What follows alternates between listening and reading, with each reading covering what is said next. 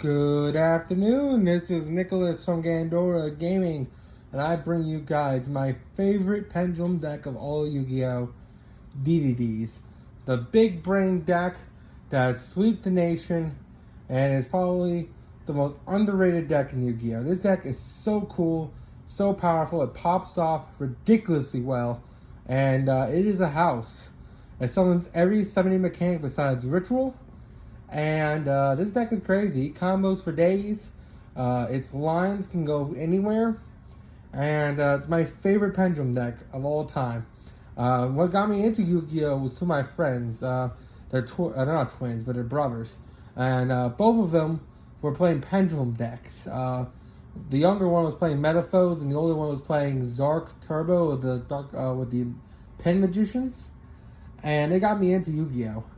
And I figured when I started really getting into the game, I need my own Pendulum deck. And DDD was the deck I found. I love this deck. It is fantastic. It got really, really great support this year. And honestly, it is definitely tier 2. Really, really strong. This is definitely a good rogue deck for this format. And it's up there. I would say it's probably as strong right now as... I would say it's as strong as Marincess right now in this format. Marincess, Earth Machine, what's other really good going? Branded Despia. It's around that park range of strength. It's not like the best deck in the format, but it's definitely really, really strong. And I can't wait to get into this with you. First things first, we gotta talk about the main deck, which is the most important part. And like I said, this is a Pendulum deck. Don't let the DDD players tell you. Even though you only pendulum summon like once or twice ever, this is still a Pendulum deck. It's very important. So first things first, we have Yugioh, DDD, Divine King, the Divine Zero King, Rage. This card used to be a magazine promo. Thank God it got reprinted. I bought the original right before the reprint, so that kind of sucked. He was like $20 at the time. He is mandatory because he's a 0 scale. That's all that matters with this card. His effects... He has really cool effects. You're never summoning this dude. If you do, good for you. His scale effect doesn't matter either. But basically it says it's for its scale effect. It says if you would take effect damage, you don't. Which is great. Really cool card. Honestly, it's just a 0 scale. Really, really great monster. And that's it. Next we play 2 DDD King Abyss Ragnarok. It's for all you God of War fans right here. This guy's awesome. All the DDDs are based off like demons that make deals with you. They're kind of like executors. I think MBT said they're like a law firm or something like that. They're like demons. Well, they're called different dimension demons, but they're like demons that have like a hierarchy, and they're like lawyers and shit. I forgot how he described it, but it's a really, really cool mechanic. And this guy has a house. His Pendulum effect and his main deck effect is great. And he's a level 8. So, first things first. When this card is no more special summon, you can target one DDD monster, special summon it, which is fantastic. Also, he has the effect where you can tribute a DDD monster, target one opponent's monster, and banish it. Such a powerful effect. I mean, his scale effects are fantastic as well. Basically says when you special summon a DDD monster, you target one DD monster in the graveyard. Any battle damage you take, your opponent takes is half, and you special summon it onto the field. You can use this effect once a turn, and you take 1,000 life points.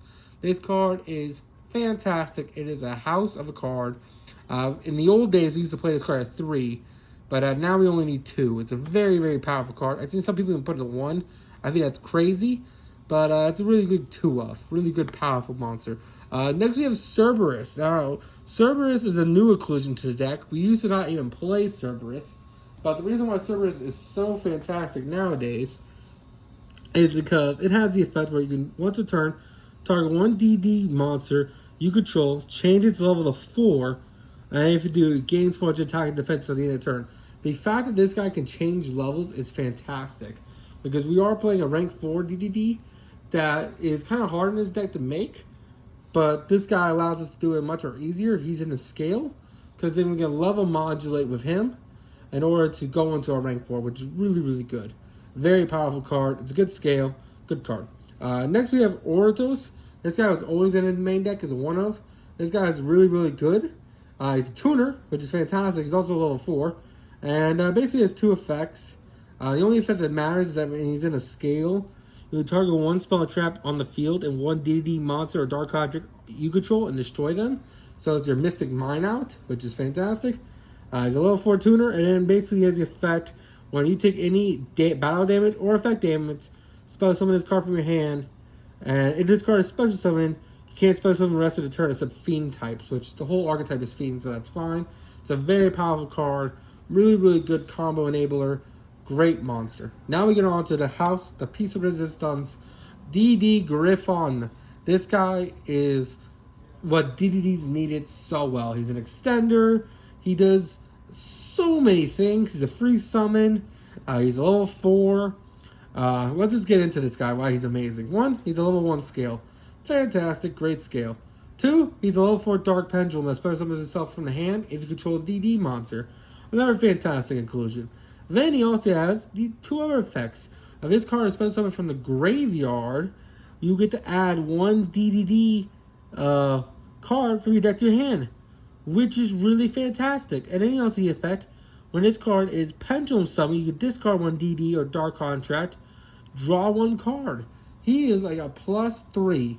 He is fantastic as a monster.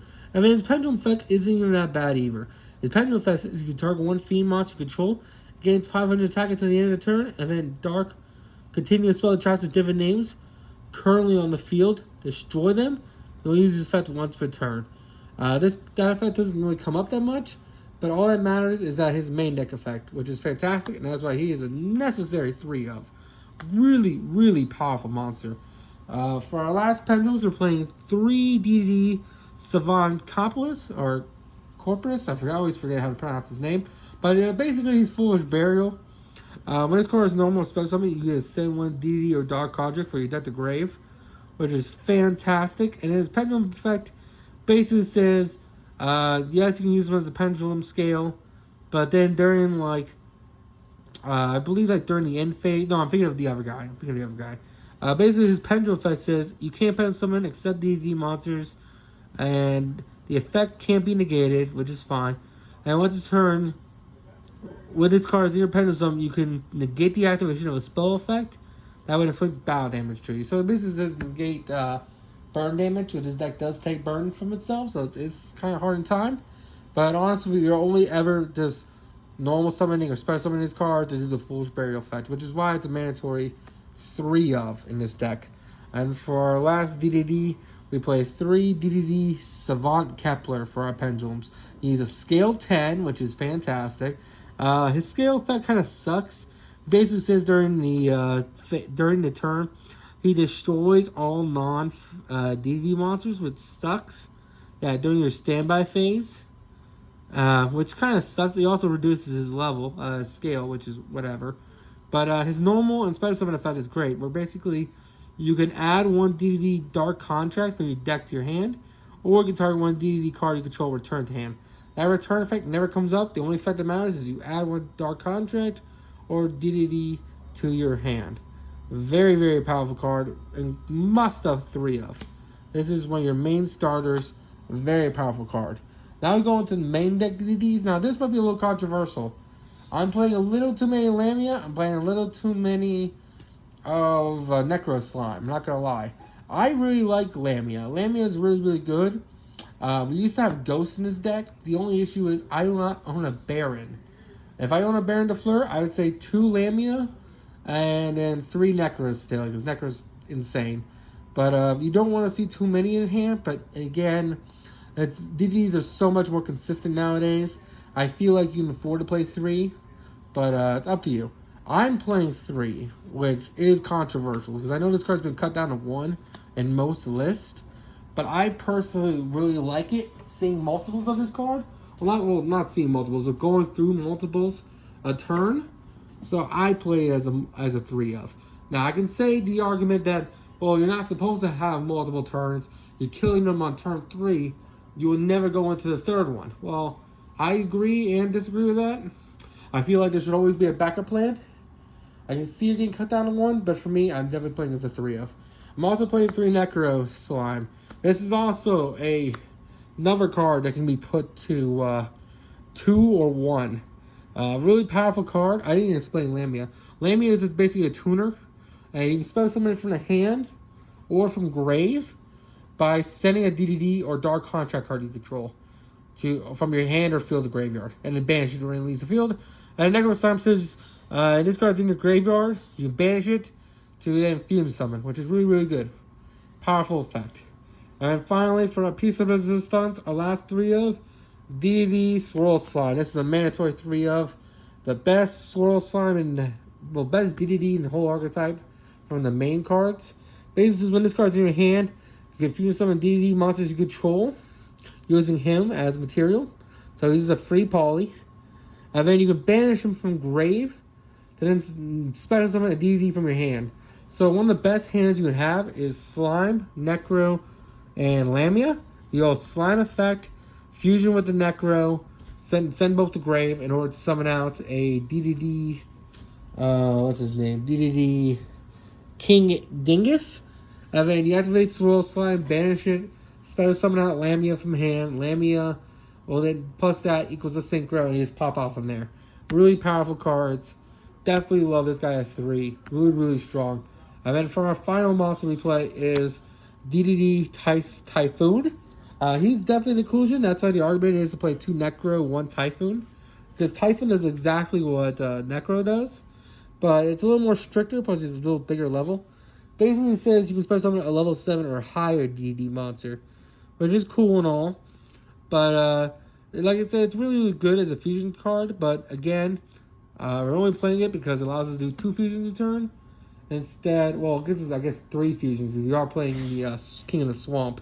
Not King of the Swamp, the King of the Swamp continuous spell. But we'll get into that gate. But that is it for the monsters. Now it's time for the spells and traps. So for our spells and traps, this will be a lot quicker. We play 3 Allure of Darkness because they're all darks and we kind of just want to draw. You can definitely put these in for Prosperity, but Prosperity is expensive. Thus, we're probably just going to play Allure of Darkness. If you have Prosperity, it's good for you, but Allure of Darkness is fine by me. We also play 3 Paris Map. I really have a love-hate relationship with this card. Basically says, hey, start a main phase, add a 0 attack monster from your deck to hand, but then pay half your life points. Which really, really sucks. And it basically also has the effect where that added monster effects are negated and lets you normal summon it. Which also sucks. So this card's really, really good because it adds our level 1 monsters, which is fantastic. But it has to be used during main phase 1, which means Pot of Extravagance sucks. Then it also conflicts with us because it burns half our life points. This deck already burns itself, so burning for half can really suck. But then you can make the argument, hey, you're building a board, but these is only once per turn. So you have multiples of maps in hand, it kind of sucks. But it is a mandatory 3 of until we get new cards. Next we play Where Art Thou? This is a cool inclusion I like. We play a lot of level 1s. Basically it says if you have a level 1, you can after this card, add a level 1 from your deck to your hand. Really, really good card. It does inflict damage to you if you're not normal summon that card you added, which most likely you won't, so you will take the 2,000 damage. But it's still a really good card. If you want to take this out, probably put in some more DDD monsters. I wasn't playing DDD Ghost. That's definitely an inclusion you can put in this deck. Or you just play 3 Ash, or 3 of your any hand trap you want. This version ain't playing hand traps, so if you want, take out the Where Art Thou and put in 3 Ash, or hey, put in 3 Ghost Morning, or 3 Effect Veiler, or 3 Imperm. Whatever makes you happy. We also play for 1-ofs, 1 for 1, Foolish Burial, and Monster Reborn. These 3 come in clutch. They're really, really good cards. 1 for 1 pitches cards in order to summon a level 1, which is great. Foolish Burial dumps Necro Slime or any of the cards you still need. And Monster Reborn is a reborn. What else would you need? And finally, you go on to our gate cards. So first things first, we play 1 Dark Track of the Gate King of the Swamp. Really, really powerful card. All the gate cards have a requirement during the standby phase of the turn they're activated. You inflict 1,000 damage to yourself. which sucks because you have multiple of these that can kill you. So the idea is that you want to really make a board not kill you, have this guy on the scale so you don't take burn damage, and just stop your opponent from playing. Really powerful card. Basically, this card says, hey, during the main phase, you can fuse summon one fiend monster from your extra deck using monsters from your hand or field as material. Can only use this effect once per turn. If you switch summon this way, you banish one DDD monster from your graveyard as material as well. So basically, it says you can use hand or field, but if you use grave, you have to banish the material, which is fine. Very powerful card. Really good one-off. Finally, for our last spell, we play 3 Gate. This card's amazing. It's what we're searching most of the time off our Kepler. And basically, when this card sells, it's our Rhoda. That's not once per turn. Oh, it is once per turn, but it's not once on activation like so the fire formations. This card just says, hey, during the main phase, add one DDD monster from your deck to your hand. And that's all this card does, and it's fantastic. And basically what you want to do is keep this on field in order to keep adding every turn. Really powerful card. And then now we go on to our trap cards. There is a field spell in this archetype that we just got new support. I'm not playing it because I'd rather play this Floodgate, which we'll get into. But we'll just explain it now. So I play 1 Headhunt, which is basically Snatch Steal for the archetype. It also turns that monster into DDD, so you can rank on top of it, which is fantastic. Or Fusion with it, which is good. And then 1 DDD Contract of the Eternal Darkness. This card's so good. If other decks had this as a card, they'll be broken. Basically says, hey, if you have 2 cards in your Pendulum zone, your opponent can't target monsters on the field with spells and traps, or tribute them, or use them for Fusion Synchro or XYZ. And once a turn, during a step by phase, take 1,000 life points. The way I was explained this card by a friend of mine who doesn't live in this state anymore, basically says it's both opponents. So basically says your opponent can't target monsters on the field with spell and trap effects, tribute them for tribute summons, nor use them as material for Fusion Synchro or XYZ. That includes your opponent. Because it doesn't say your monsters, it says monsters on the field. Meaning your opponent can't fusion summon with the monsters on their field. They can't XYZ summon with the monsters on the field. They cannot tribute summon monsters on the field. They can't synchro summon with monsters on the field. They can only link, which is really powerful. And basically says, if you're not playing Mathemax, you're just losing. This card is an auto win against many really annoying decks this format. And a very powerful card. And that's why I play this over the field spell, because the field spell requires you to control a synchro to negate synchros, a XYZ to control, negate XYZs, a fusion to negate fusion.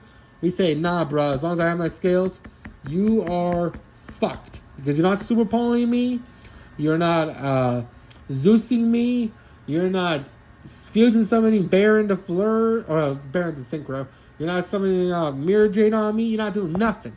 You're just losing. This card's so good. It does lose the Harpies. It does lose to every backroom removal in the game. But you also have negates. So they better Dark Ruler you. And then they better have Spell and Trap removal to get rid of this card. Because this card's stupid. Very powerful card. And that is it for these Spells and Traps. Again, you take these out for Ashes or whatever. My personal preference. Alright, let's go on to the I only felt fair. We'll go start with links, then go to XYZs, then go to synchros, and then go to fusions. Because the links are really stupid, and also the XYZs. I think our most fair cards are our fusions and our synchros, and our synchros and fusions are still quite strong. So let's start with our really great card, DDD Abyss King Gilgamesh. This guy's stupid. He's 2 DDD monsters, and then when this card is special summon, you get to set scales. Yes, he sets your pendulum scales, which is fantastic. God, this deck needed a way to set scales. Because, not gonna lie, DDs is one of those archetypes, one of the only pendulum decks, besides like Cleafort, that really don't give a shit about pendulum summoning. This deck doesn't really have a reason pendulum summon until now. This guy is stupid. The fact that he just sets scales is fantastic. He does lock in DDDs, but that doesn't matter, because he's setting scales, and he's a house. Also, when this card leaves the field by your opponent, you spend some 1 DDD from your extra deck for free. Really powerful card. You can make them multiple times a turn. Not to set scales, of course, because that's once per turn, but to just keep Link and XYZ climbing. Very, very powerful card. It is a must-have 3 of in his deck. Very powerful card. I can see you cutting it to 2, but honestly, it is a mandatory 3 of. Very, very powerful card, and I wouldn't see you playing this any other way. Now we go on to our XYZs, which I think are the most broken cards. First things first, 2 DDD Divisor King Deus Machinax. This card's going to see some play in Labyrinth, not going to lie. You can summon this card really easy in that deck because the DDD monsters do lock into Fiends, but there is a DDD level 4, which we'll get into, that you can rank into this guy, which is fantastic. This guy's stupid. Basically, it says you can just smack him on top of any DDD monster, which is stupid. That means you just control a DDD monster, smack him on top like Zeus. So stupid. Now, you can only control one of them, but that doesn't matter because he's stupid. He has 2 effects that are really, really fantastic. Main deck monster effect is you can send either a gate card you control or detach 2. When your opponent activates a monster effect on field, absorb that monster's material. Yes, you heard that right. He absorbs monsters as material, which is so fucking fantastic. You'll get splites. They activate their splite effects. They go blue, you say absorb. They go jet, you say absorb, and they just fucking lose. What are they going to do? You absorbed all their level 2s. They're not going to be able to play Yu-Gi-Oh! Really, really powerful card. Such a really impactful card. It also has the effect where it goes into your pendulum scales, which is cool. But honestly, it's just a really, really powerful monster. If you have a pendulum scale, I believe you can pendulum summon. I don't actually know how if you could pendulum summon him onto the field, because he doesn't have levels. He's rank, so I'm not actually sure how that works. I don't think you can pendulum summon him, but he does go into your scales. But that part never really comes up because he's just gonna steal your opponent's monsters. Also, playing the one Kali Yuga. If you see my Blackwing deck profile, you know what this guy does. He's stupid. But basically, it's 2 level 8 DD monsters. And then when his card is summoned, your opponent can activate cards in response to his effects. It basically says, hey, you can't activate card effects for the rest of the turn. And then it's a quick effect, Harpy's Feather Duster. Well, he's not really Harpies. He's more like a heavy storm. But he's stupid. It doesn't matter if they have Imperm. It doesn't matter if they have Forbidden Droplet. It doesn't matter if they have Dark Ruler. It doesn't matter if they have Evenly. They cannot stop this effect, meaning you win the game if you get him on your field.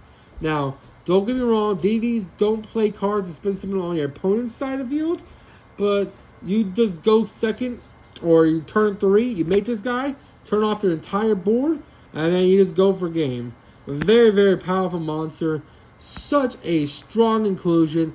Your opponent can't respond to this dude. This guy's nuts. And I hope he doesn't ever get banned, because I can honestly, if this guy ever gets easily splashable, like Raid Raptor shenanigans, I can see him getting banned, which is stupid. I really want this guy to stay. But I feel like this format has so many more issues to deal with. He's safe for now. We also have one DDD Wave High King Caesar. This guy's a non-once per turn. A solemn warning on legs. If your opponent would special summon a monster using a spell and trap effect or a monster effect, you just detach 1, negate, destroy, and then him plus another DD monster you control gain, I believe, 1800 attack until the end of the turn. And that just keeps stacking. This guy's stupid.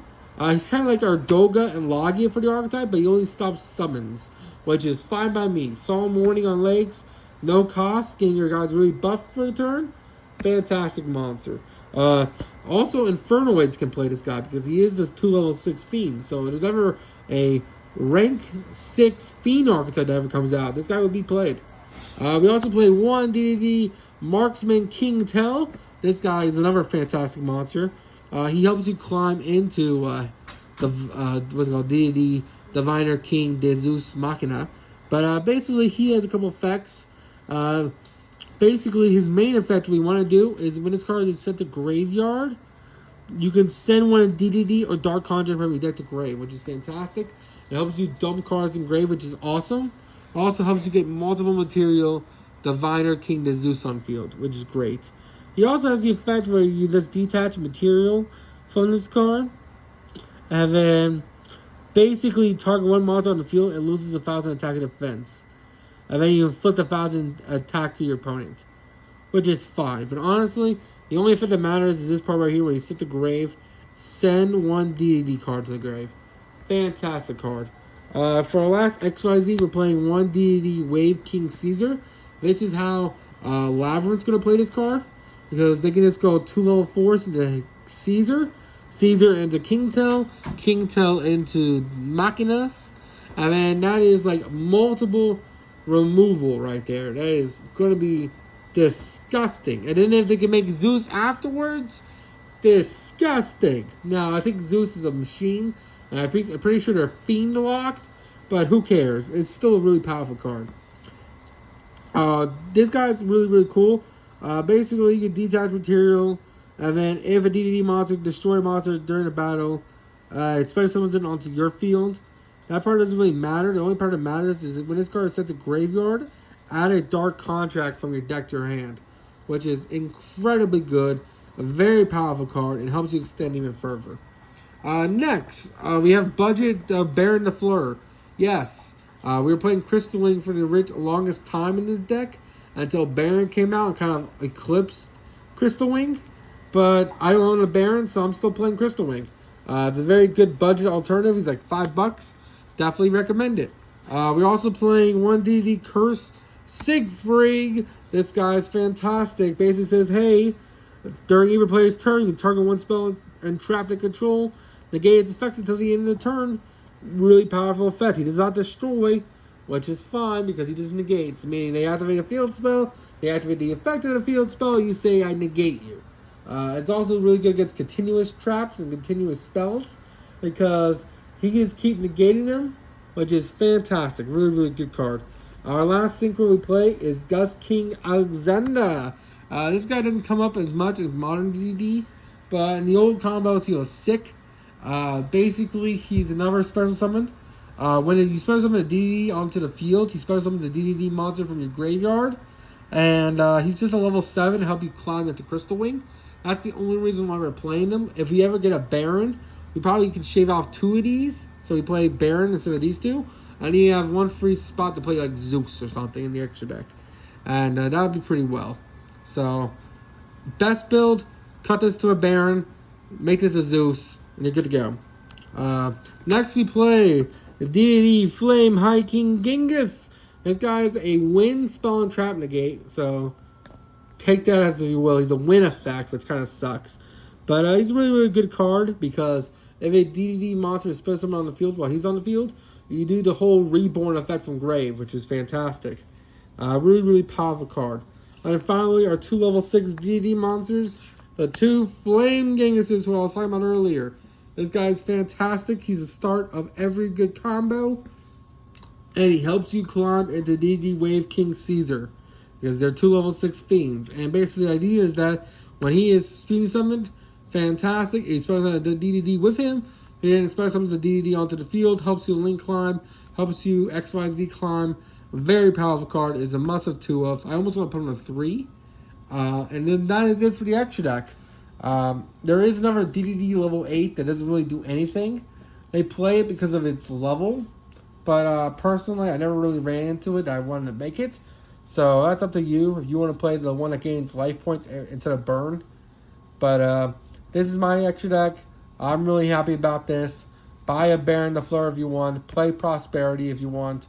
Those are expensive cards. I just didn't want to put them in this deck. You all take care.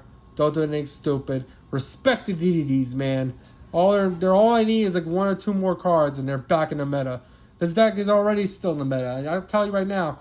You go to local, there'll be 1 DDD player ready to swoop your ass and take you out. Really, really powerful deck. You all take care. Don't do anything stupid. Bye.